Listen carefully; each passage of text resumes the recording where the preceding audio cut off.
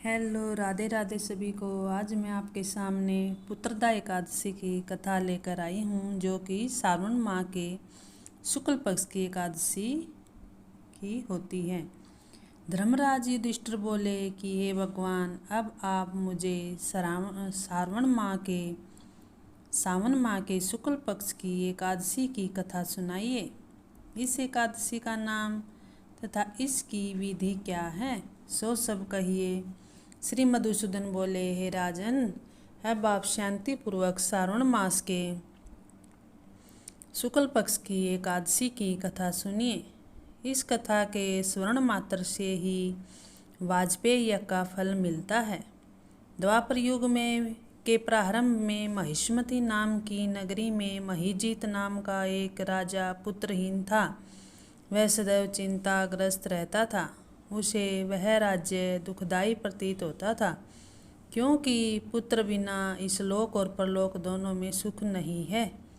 राजा ने पुत्र की प्राप्ति के बहुत यत्न किए, परंतु निष्फल गए। जब वह राजा वृद्ध होने लगा तो उसकी चिंता बढ़ने लगी। एक दिन उस राजा ने प्रजा को संबोधन करके कहा कि न तो मैं अपने जीवन में पाप किया और न न्यायपूर्वक प्रजा से धन एकत्रित किया है, न मैंने कभी किसी ब्राह्मण का धन छीना है और न देवता का, न किसी की धरोहर ली है। मैंने प्रजा को सदैव पुत्र की तरह पाला है। मैंने अपराधियों को पुत्र और बांधवों की तरह दंड दिए हैं। मैंने कभी किसी से राग द्वेष नहीं किया, सबको समान माना है। इस प्रकार धर्मयुक्त राज्य करने पर भी मैं इस समय महादुख पा रहा हूँ। सो क्या कारण है, मेरी कुछ भी समझ में नहीं आ रहा है। राजा महीजीत की इस बात को विचारने के लिए मंत्रीगण आदि वन को गए। वहाँ वन में जाकर उन्होंने बड़े बड़े मुनियों के दर्शन किए। उस स्थान पर वयोवृद्ध और धर्म के ज्ञाता महर्षि लोमेश के पास गए। उन सब ने जाकर महर्षि को यथायोग्य प्रणाम किया और उनके सम्मुख बैठ गए। उनसे विनय करने लगे कि हे देव, हमारे अहोभाग्य हैं कि हमें आपके दर्शन हुए। इस पर लोमेश ऋषि बोले कि हे ब्राह्मणों, आप लोगों की विनय तथा आपके सद्व्यवहार से मैं अत्यंत प्रसन्न हूँ। अब आप मुझे अपने आने का कारण बतलाइए। मैं आपके कार्य को अपनी शक्ति के अनुसार अवश्य ही पूरा करूँगा, क्योंकि हमारा शरीर ही परोपकार के लिए बना है, इसमें किंचित मात्र भी संदेह नहीं है। लोमेश ऋषि के ऐसे वचनों को सुनकर सब बोले कि हे महर्षि, आप हमारी समस्त बातों को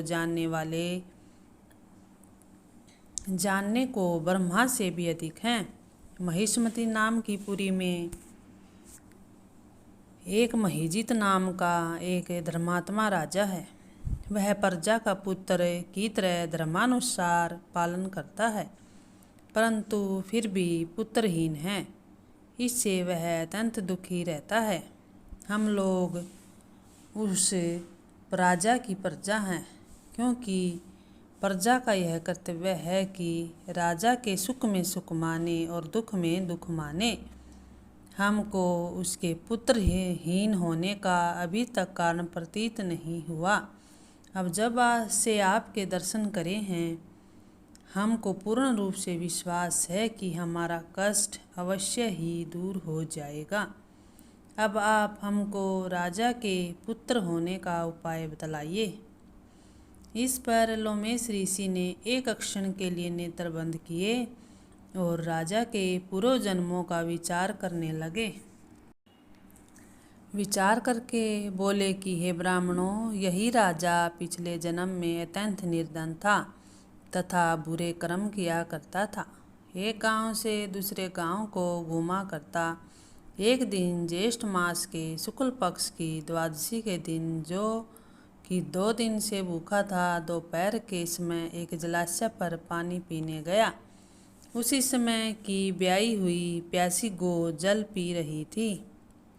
राजा ने उसको प्यासी ही हटा दिया और स्वयं जल पीने लगा। हे ब्राह्मणों, इसलिए है राजा को यह दुख भोगने पड़ रहे हैं। एकादशी के दिन भूखा रहने से उसको राजा होना पड़ा और प्यासी गौ हटाने से पुत्र के वियोग का दुख भोगना पड़ा। इस पर सब लोग बोले कि हे महर्षि, शास्त्र में ऐसा लिखा है कि पुण्य से पाप नष्ट हो जाते हैं, इसलिए कृपया करके आप राजा के पूर्व जन्म के पाप नष्ट होने का उपाय बतलाइए, क्योंकि इस पाप के अक्षय होने से पुत्र रत्न की उत्पत्ति होगी। ब्राह्मणों के ऐसे वचनों को सुनकर लोमेश ऋषि बोले कि हे ब्राह्मणों, यदि सावन माह की शुक्ल पक्ष की पुत्रदा एकादशी को तुम सब लोग व्रत करो और रात्रि को जागरण करो, उस व्रत का फल राजा को प्रदान कर दो तो तुम्हारे राजा को पुत्र रत्न पैदा होगा। मंत्रियों सहित समस्त प्रजा महर्षि लोमेश ऋषि के वाक्यों को सुनकर प्रसन्नतापूर्वक अपने घर वापिस आई। नगर में उन सब लोगों ने सावन मास के शुक्ल पक्ष की पुत्रदा एकादशी को लोमेश ऋषि की आज्ञा अनुसार विधि पूर्वक व्रत किया और द्वादशी को उसका फल राजा को दिया। उस पुण्य के प्रभाव से रानी ने गर्भ धारण किया और 9 महीने पश्चात उसके एक अत्यंत तेजस्वी पुत्र रत्न उत्पन्न हुआ। हे राजन, इसलिए इस एकादशी का नाम पुत्रदा पड़ा। जो मनुष्य पुत्र रत्न को प्राप्त करना चाहते हैं, उन्हें इस एकादशी का विधि पूर्वक व्रत करना चाहिए।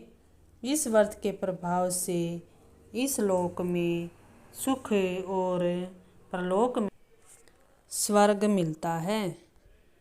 तो ये थी पुत्रदा एकादशी की कथा, जिसके सुनने से पुत्र रत्न की प्राप्ति होती है। जय श्री कृष्ण, जय श्री राधे। जय श्री कृष्ण, जय श्री राधे। धन्यवाद।